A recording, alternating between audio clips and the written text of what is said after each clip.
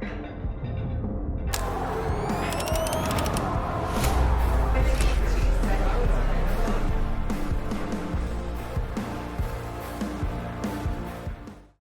more you'll just beat down your system, and then it won't affect you anymore. Till your hair falls out. Minor side effect. All right, today we've got a special open week 1 edition with CrossFit Grandview team representative Caroline Dardini. I said your last name right? You did. You nailed it. Close. Good. So this year is going to be your second year doing our team, right? It is. Yep. And you did a semifinal with us last year, correct? Yes, syndicate. Awesome.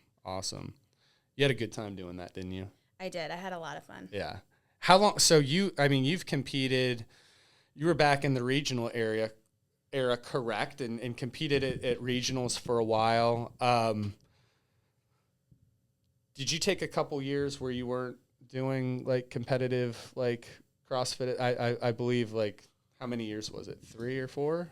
I want to say it was like 3 years when I kind of retired and then didn't really do it. Did it for fun, but wasn't into it as much. Yeah, not trying to like maintain your muscle up cycling abilities and, all that kind of stuff. No, I was actually like being able to go on vacation and snowboard and do things that I usually wouldn't do during that time. So, do you keep up? So you're what I would like to call an avid runner. You like to run a little bit.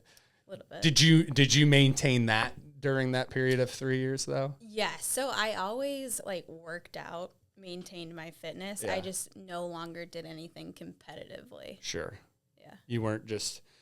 So you're maintaining like similar like running miles and like that your base fitness stuff that you like to do. You just weren't like making sure you could like handstand walk across the gym and do all that type of thing. Right. Well, not even that. I just didn't want to sign up for anything that I needed to do for time. I was more about I just want to work out, do whatever I want to do, cherry pick, still be fit, still be able to do everything inside and outside the gym, just like not compete. How many years were you doing regionals and stuff like that? So I started CrossFit in 2012. Okay. And my first open was 2013.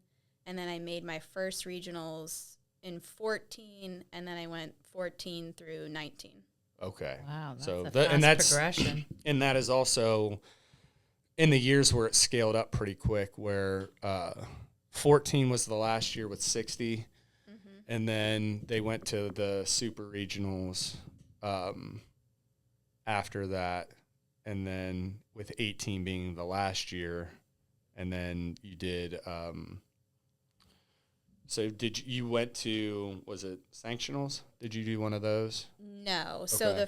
So 2013 was my first open, and they took 60 then. Yeah. And I finished 63rd. Oh, wow. And so back then, I'm sure you guys are aware, like, regionals was the pinnacle. Oh, yeah. No one passed on their ticket. Yep. There was no such thing as a backfill. Yep. So I was 63rd. No one passed, so I didn't make it. Yep. And then obviously the next year going forward, 14 was the last year. No one went team in that? No. Oh, it wow. So at the time I was living in Florida, so it was the dirty South. Yeah, it was super competitive. Oh yeah, like, absolutely. No girl went team. Like if you made individual, you didn't go team. You were going individual. Yeah. That was. I remember that. We had teams that went to the games in our region.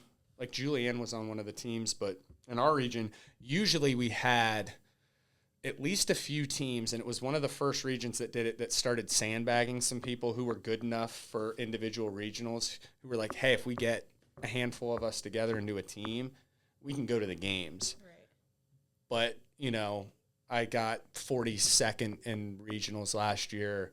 I'm not going to take down Rich Froning. I'm going to go on the team. Mm-hmm. So we had quite a few people, and you're only 3 spots behind to not have even 3 in that region. We would have we did have a team that they were 6-person teams. One of my proudest things is we had a team with 6 people on it that made the games, and no one qualified for regionals. like individually when they took 60. Yeah. So I was pretty proud of like getting a scrappy team together that like not one person individually made it. And they all was that just the culture that no one wanted to do the teams, or in that region it was. Yeah. So you just couldn't find like a team. Well, back then, team wasn't as popular not as at all. Is now. Not at all. Individual was like the pinnacle. Yeah. Like if you like the open it was all in, super competitive, and if you made it, like you did not pass up your ticket. Like you were going. Yep. So I missed it by 3 in 13, and then in 14 I made it. And then from there on out, they took 60 again in 14. Yep. And then from there they cut it down, and I made it every year after that. Yeah. Going forward. So did you stop when they stopped doing regionals? Was that like once regionals was sort of over, you're like, I'm not going to go like chasing these sanctional things around the world and doing that? Because you were close. Were you up around? You were close to qualifying for the games. You were in that. You were in the hunt for it. Yes. So I would say 15, 16, and 17 were my best years. Yeah. And you were how old then? 24. Yeah. Okay, 24 to 27. Early 20s. I started CrossFit when I was 19. So yeah, early 20s. And you had to come in pretty good shape, I'm guessing, yes. to start CrossFit. So I grew up playing sports. I played volleyball, basketball, and softball in high school. And then after high school, I had the opportunity to play softball collegiately, but I was burnt out. I never really liked it that much. I just happened to be good at it. And I was living in Florida at the time, so I could play it all year round, which really added to my... The burnout part? Yeah, not wanting to do it in college. But I still wanted to find something to be athletic in. And I was in Planet Fitness one day, and it was kind of, divine intervention or whatever you want to call it. And they had ESPN on the TV. Yeah. And I was running, just doing the typical, trying to be skinny mindset. And I was like, oh, that looks really cool. And it was like the year Annie won. Yep. And I was like, I don't know what that is, but I kind of want to do it. So I went home that day and I Googled it. All I could remember was that the chick was from Iceland. Mm-hmm. So I Googled really fit chick from Iceland until I found it. And I was like, oh, it's CrossFit. Never heard of it. But then I just Googled it, and there happened to be a gym right near my house. And I literally emailed the owner of the gym the next day and was like, hey, I don't know anything about this, but it looks kind of fun. Can I come by and check it out? And I ended up going by, checking it out that weekend, and the rest is history. Then you were all in, right? I was all in. My first workout toasted me so hard. I remember it. It was kettlebell swings and running and push-ups. And I literally blacked out, and ever since then I've been chasing that feeling. Yeah. Oh yeah. Yeah. People, it's funny, that first CrossFit workout, either a light bulb kind of goes off, you're like, no one loves that feeling, but they want to chase, they know that is good for them. That's going to do something. It's kind of a high if you like that stuff. Yeah.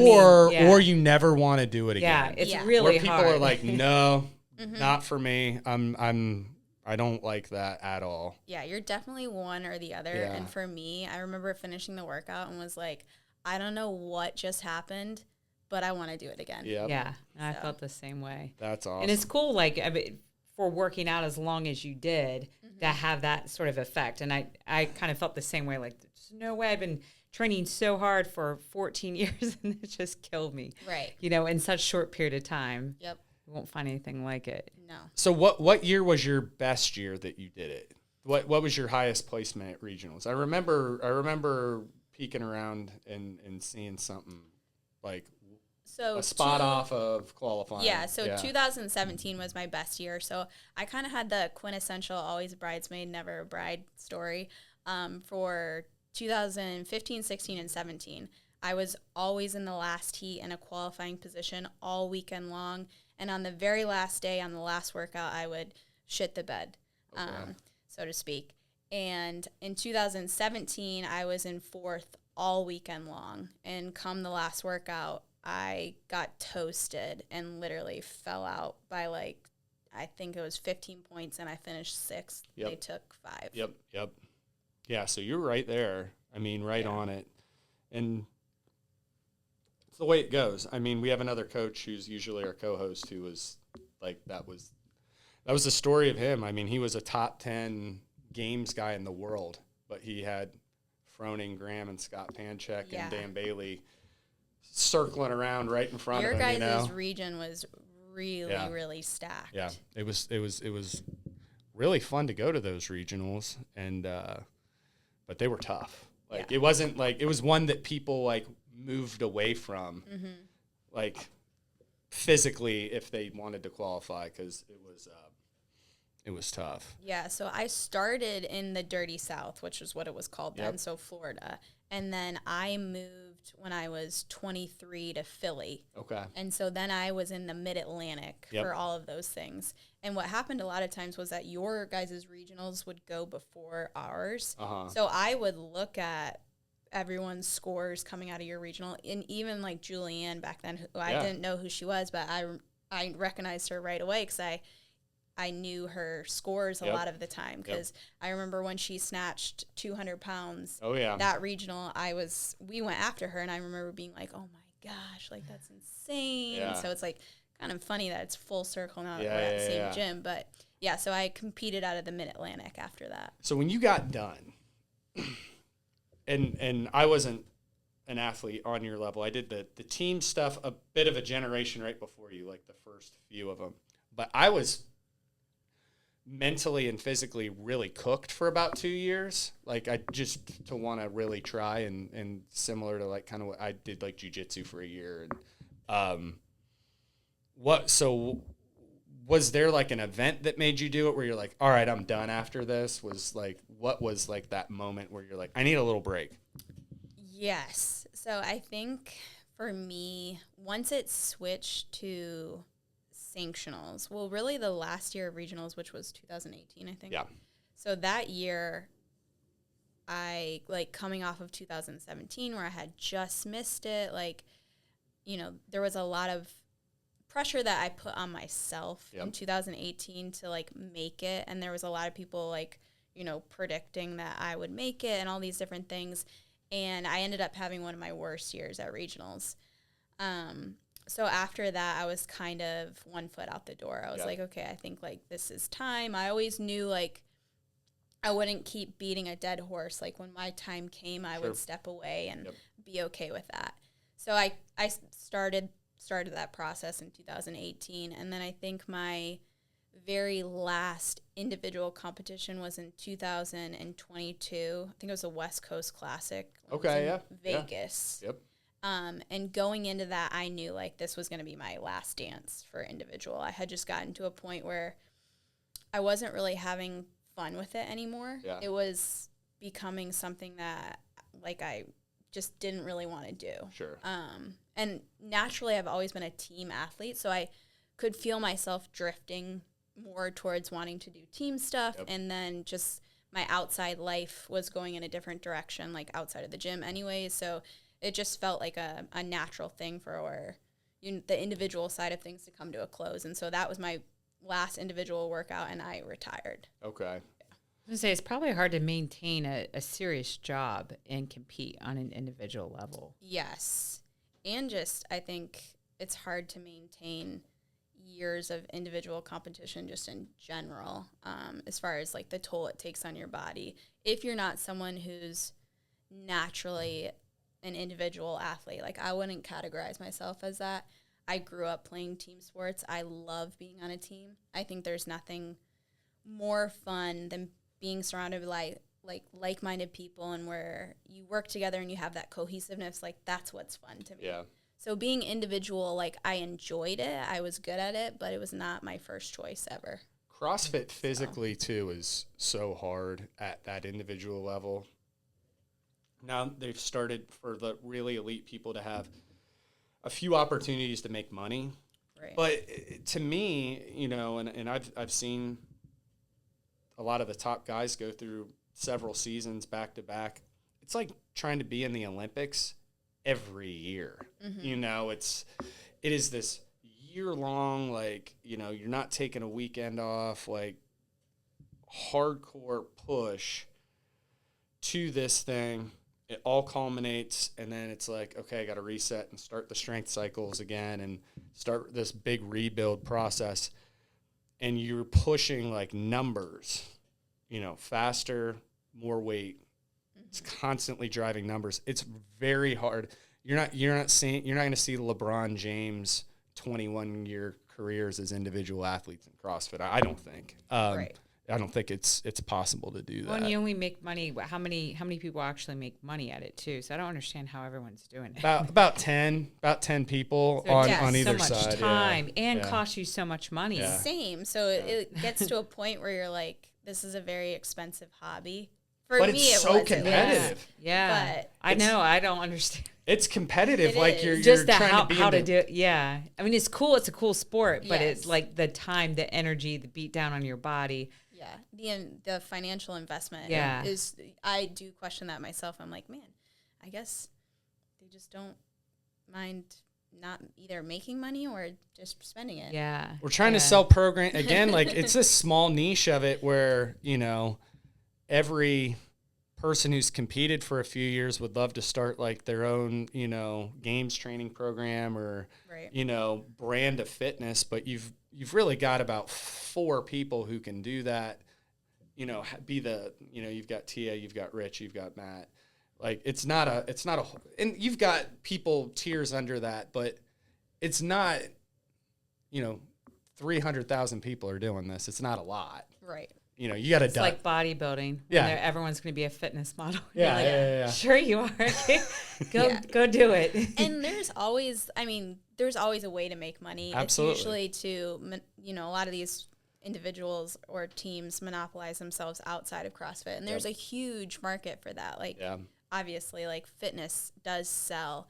But for me, like we were saying, it just kind of got to a point where it was just a natural progression of like, I always knew like I loved CrossFit and I wanted to like chase that dream of making the games as long as I could. But I always knew like personally that there was more for me. Like I wanted to do, like I had goals outside of CrossFit and I knew when that time would come where it was like, to hang it up and that I would pivot I pushed this on. about as hard as I could push it. I saw what my body could do, peaked out for several years. Okay. What were some of your goals outside of CrossFit? For me, having a career, not to say that like my competing in CrossFit wasn't a career, but to have a career was something that was incredibly important to me. So I knew, like I said, I would chase the CrossFit as long as I could and be competitive, and as long as I was having fun was the biggest thing. Like the moment it stopped being fun was the moment I knew, okay, it was time. Yep. And so when that came, it was just kind of a natural pivot, and I was like, okay, now I want to focus on my career and had see you where started that takes working me. Yet at that point? No. Okay. So I had I started the process when I got to that point in my life of being like, okay, this door is slowly closing. Like I'm ready to open the next door and kind of, you know, take off with that. And so I started phasing out CrossFit and then started moving into my career. And without getting real specific, it's federal law enforcement she's talking about, where she's got a career in, and we can't dive too deep into like specifically what you do. But it's an involved process. It's a pretty rigorous process that you have to go through. You can't take it lightly. It's not. Like, it's not something that happens overnight. Yep. So like a year or two, like process. Okay. It can be. So it's obviously very intentional. Yep. Yeah. Yep. Yeah. So that makes sense. All right. So we're back. We're talking about kind of taking that leap from being a professional CrossFit athlete to a working professional, and then moving here to Columbus, and you know, you found this gym, which we have a good way of like finding our athletes inside of the gym and pulling them back into CrossFit. We got a good little healthy competitive crew over there, bigger than most, and I think our whole thing, and Drake has taken it and ran with it so well. And what I just hammered into him the first few years as we're kind of passing the baton to him was like, you want to get people together. So you don't want 50, 60 people running around here all day with headphones. You need to get them into groups, bring them together Saturdays, bring the times together, have some classes. Like, we want that crew training together. That's where I've always seen sustainable success at, like, with teams like Mayhem and all these places that, like, it's because they're lunging a worm around Rich Froning's pond or whatever they're doing. I'm like, to me, that's what CrossFit is. I mean, I worked at Lifetime Fitness for 13 years, and it's just sad. And no one gives a shit about anyone else. Mm-hmm. And they're all just staring in the mirror, just trying to look good. And it's at a certain point, it's just like lame. Get that human connection, get people together. And he's done such a good job. Like, I coach next to him at noon every day, and he's got a huge class over there, and they're all just doing crazy stuff that blows my mind now. I mean, like, chaining these AMRAPs together, they're just to see, like, it's really unique. You don't see this. I mean, maybe at these big training camps, I've never seen it in person, where I see 12 people kick up into a handstand walk in a group class at noon on a Wednesday, and they're walking across the gym on their hands, climbing up ropes, waiting a few minutes, all hitting full squat snatch. I'm like, you don't have some cities might not have, a dozen people who can all do that. Right. I'm like, this is a pretty special thing that you guys have going on over there, and it's really cool. And it seems like you started to see it, because you didn't dive right into it at first, did you? Yeah, I feel like I found out about you. I don't know if this is a rumor, if this is true, that you just didn't finish like an 8 or 10 mile run, and someone was like, hey, you should do this workout, this open workout. And you're like, oh, okay. And you like killed it. That was last year. Yeah. Yeah. And then they're like, oh, well, maybe you should like sign up for the open and enter your score. Did you win it and just not film it, or you were in the top 3 or 4 people? I took third, and I didn't film it. What workout was that? The first one. Workout. Is that the dumbbell? The lunge. Yeah. I loved that one. Yeah, so I wasn't going to sign up for the open. Well, like, originally when I got here to the gym, I just wanted to kind of blend into the background. Being anonymous. And then one day I asked Drake, like, hey, would you mind if I do, like, level 2? And he was, like, kind of hesitant. And later he told me why, and then I did it, and he was like, oh, wow. Because in his head, he was like, well, I don't know if you're, at the level to do level 2. Yeah, if you can do the checklist. So basically, he kind of gave me the runaround and being like, oh, I don't really know. Like, I don't know if you're capable of doing level 2. Yeah. Well, and he's doing his job. You should have been like, you don't know who I am. No, I would never do that. But then I did the workout, and he came up to me and basically was like, what the shit? Like, what's going on here? Been a regional athlete, you can. Yeah, you don't need a checklist if you've done that. Right. We probably have never had anyone that doesn't lead with that. Like, I've been a regional athlete. But yeah, last year for the very first open workout, I came in and I like did my typical, I think I ran like 7 miles, and Drake was and Tess and Darian were about to do the workout, and they were like, hey, do you want to do the workout with us? And I was like, oh, what is it? And it was like dumbbell snatches, burpees, or whatever. And I was like, yeah, sure, I'll do it. And Drake asked me, well, do you think you want to film it or anything? And I was like, nah, I'm just doing this for fun. And about halfway through the workout, I knew I was cooking. Yep. Any type of like low skill, like longer time domain where it's just suffering is like my bread and butter. Like, I love suffering. Yep. So about halfway through, I looked over at Drake and I was like, what's the time to beat? And he kind of stared at me and I was like, what's the time to beat? And he told me the time and I was like, I'm going to beat it.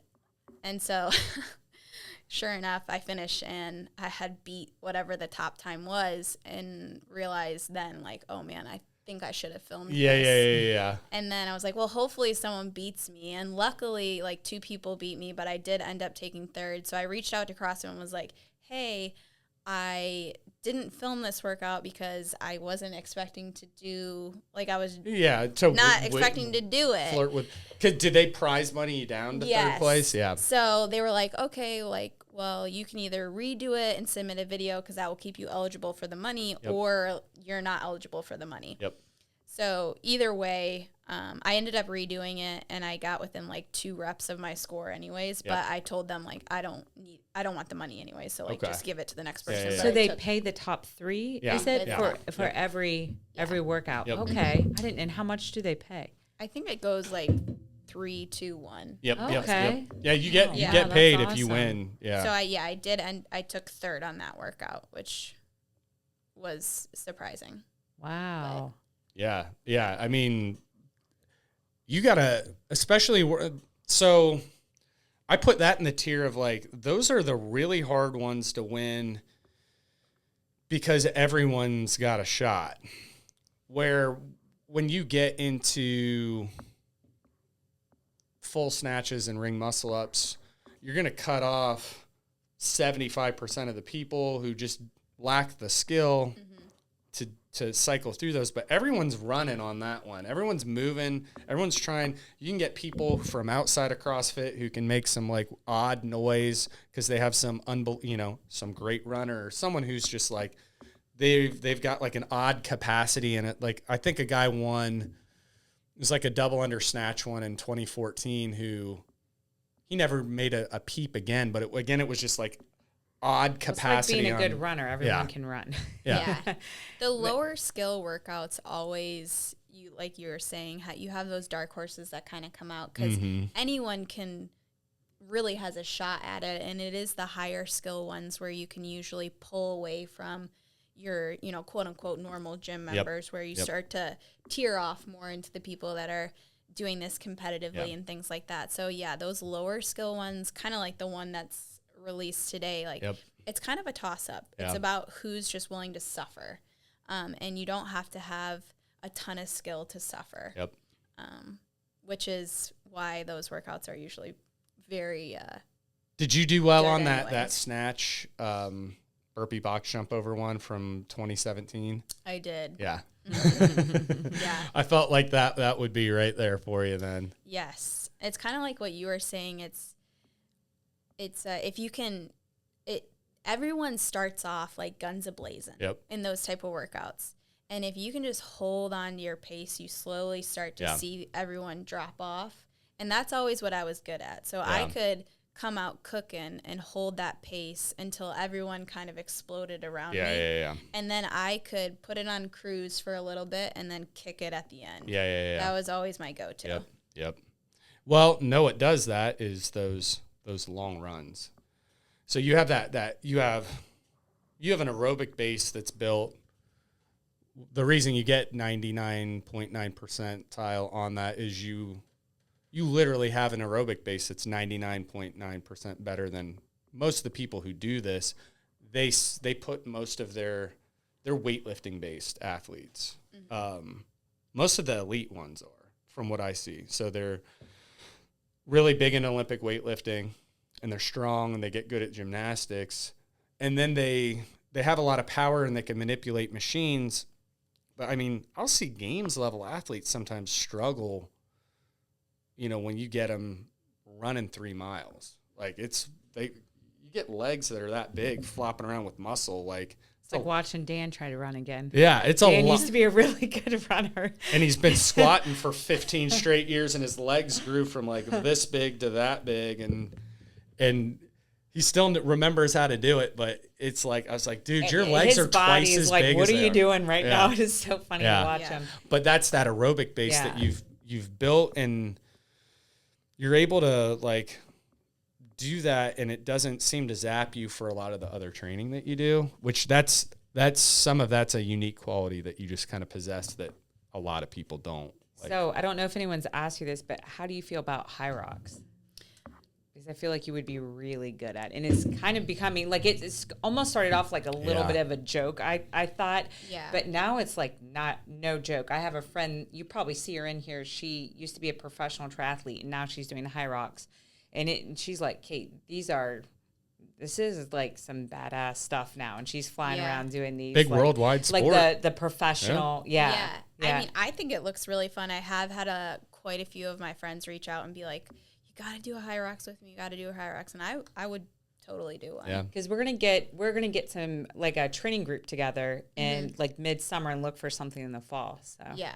I'm your girl, man. Yeah. There we go. Yeah. Put me in, coach. Yeah. We're gonna try and get all the equipment together over the next month or so. Like make sure we're doing it right, and so we can train the stuff and do it. And yeah. I used to run with Cassie all the time, but I don't think she believes me when I'm like, I'm slow now. But she, I mean, she can just hold 6-minute miles, no problem. Probably like you can. And it's 5 miles of running. Yeah. Total. So it's not anything crazy. It's about a half marathon time. Have you done half marathons, anything like that?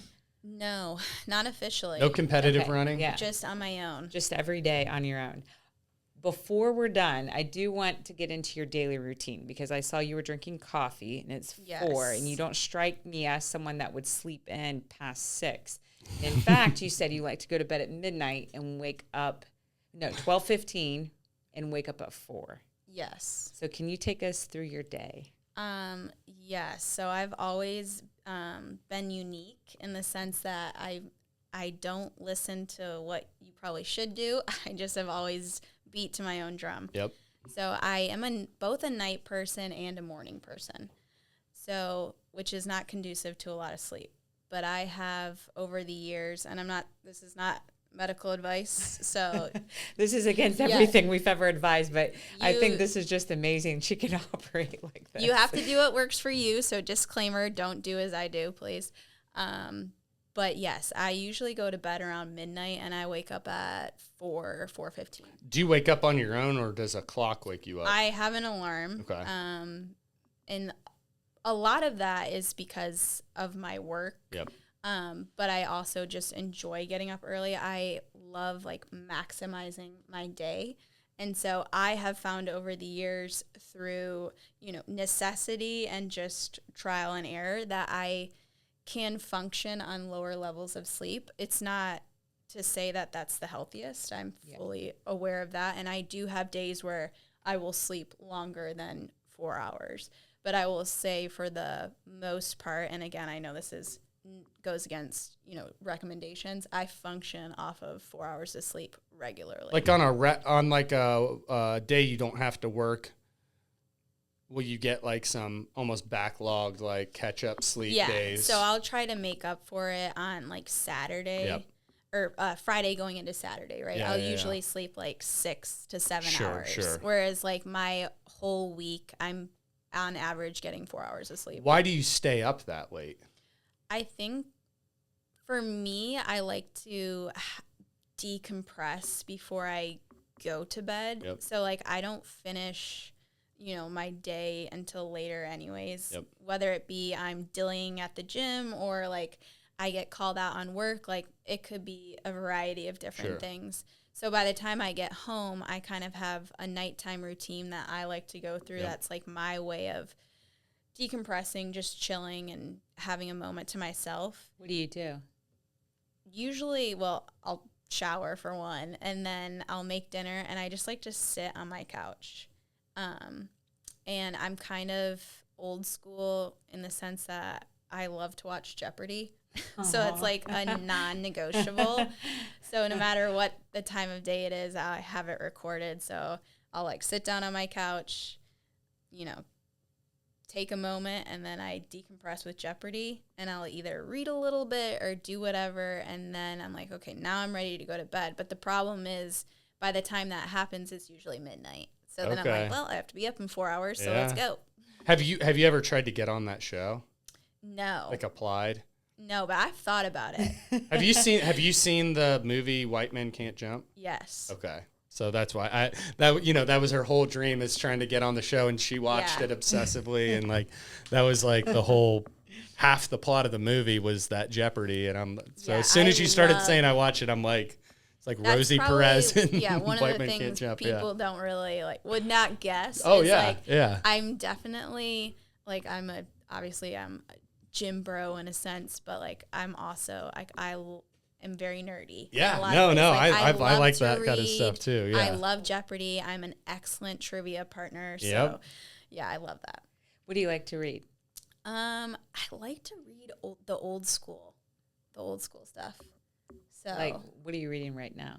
Right now, I'm not reading anything, which is pretty bad. But I have a stack of books that I'm trying to get through, and a couple of them are like finance books. I've been trying to get into that because I don't know a ton about investing, which has been not the most exciting to read about, which is probably why I haven't read through it. Yeah. But then I have like a stack of classics. So, and I love Chuck Palahniuk. I don't know if you guys know who that is. Fight Club.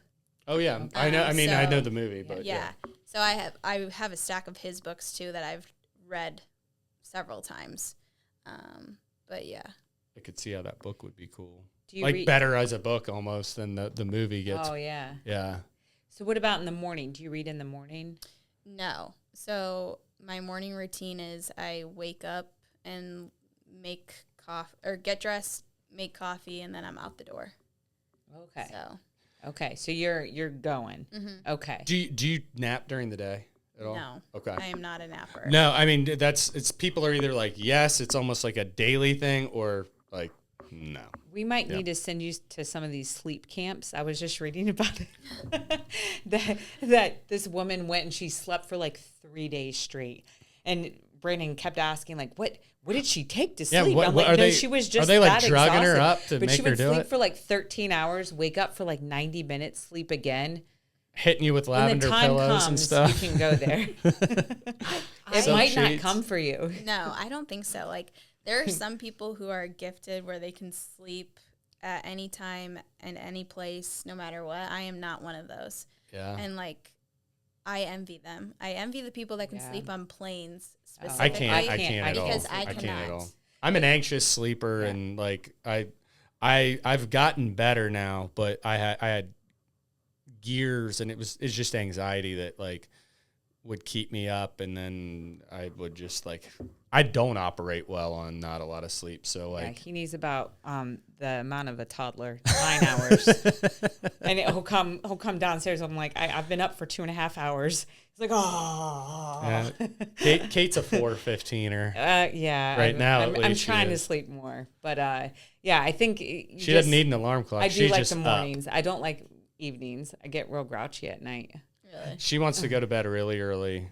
And then wake up really and then wake up really early. And I'm like, yeah, no wonder you want to get up, because you're like, we all need to be in bed by 8:30. I'm like, yeah, that's how you wake up at 4 every day. Yeah. See, I've never been able to go to bed early. Yeah. I don't know. I'm just always someone where there's just certain things in life that I'm willing to sacrifice. And clearly when you were training for CrossFit like that, did you have any periods of time where you're like, let's see what 7 hours or 8 hours a night of sleep can do?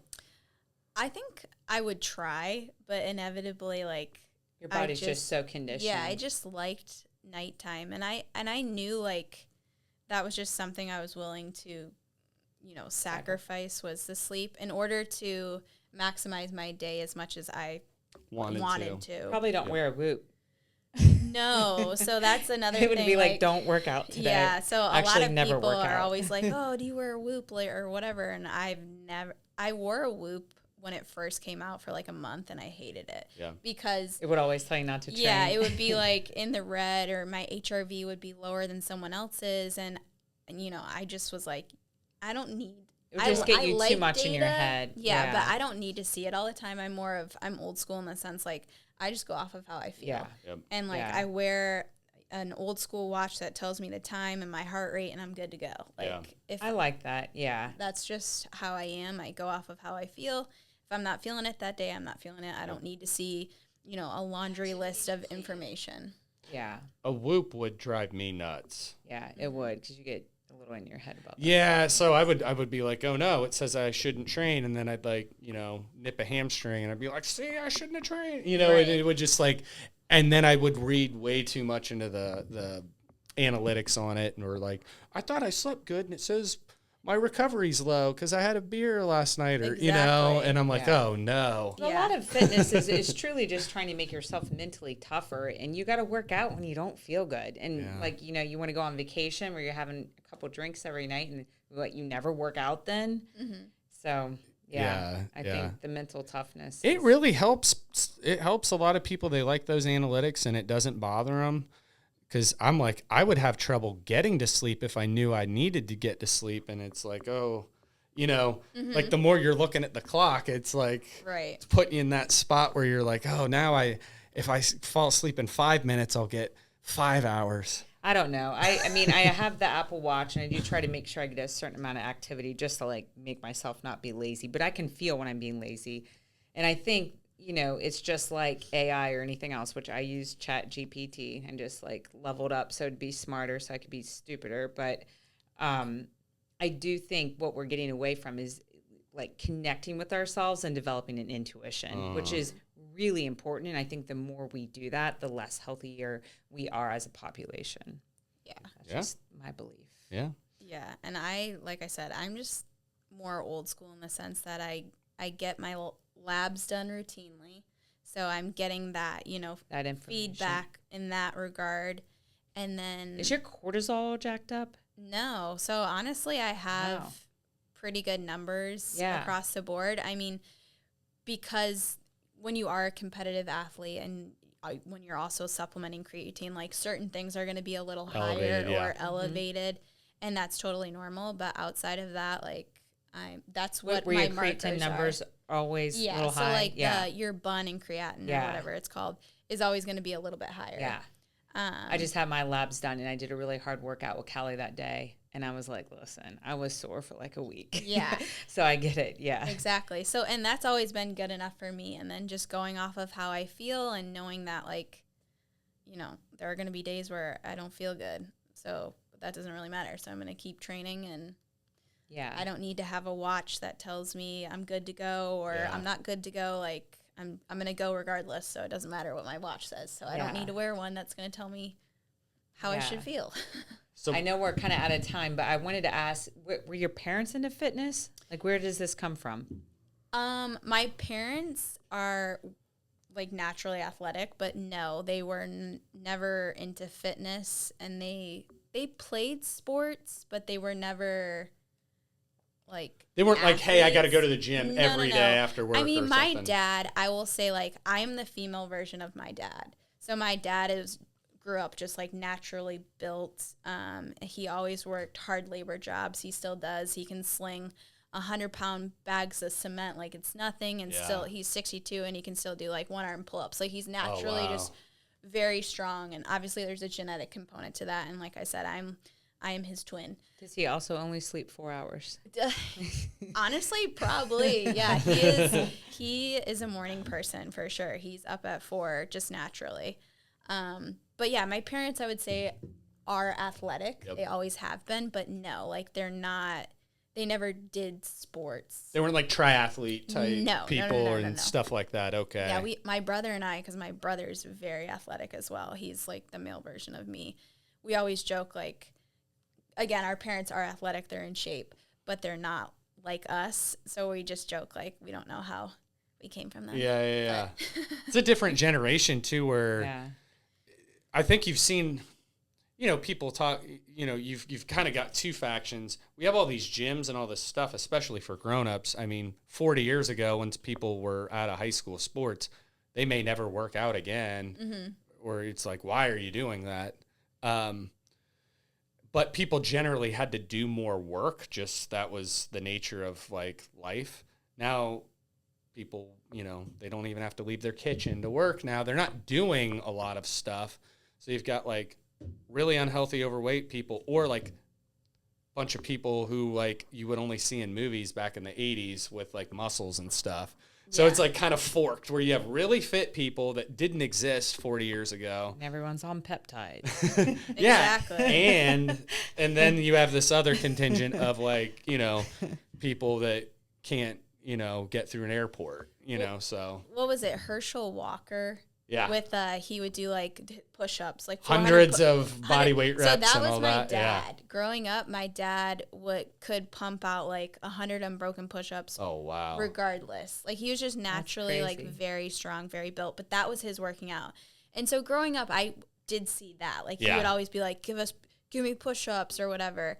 But yeah, outside of that, and just his working a labor-intensive job, that was the athletic, Yeah, he's standard. doing stuff all day. He's on his feet and he's building he's things got and the making stuff. life strength. Yeah. Yeah. Last thing I did want to ask you before we gotta go is the open workout just dropped. Bunch of wall ball, box jump overs, wall ball, box step overs. New move for the open. Sounds like it's kind of right up your alley. What are you thinking? You like it?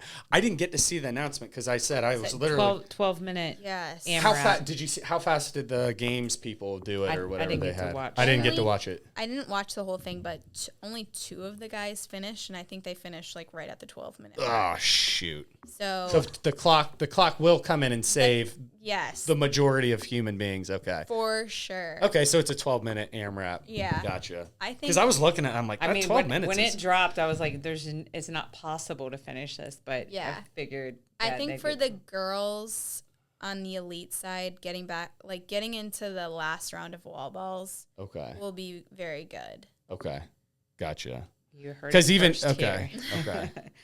I didn't know if I was like, oh, are people finishing that? I just read it. I was like, I didn't get a chance to watch when they just dropped it. I'm like, whew.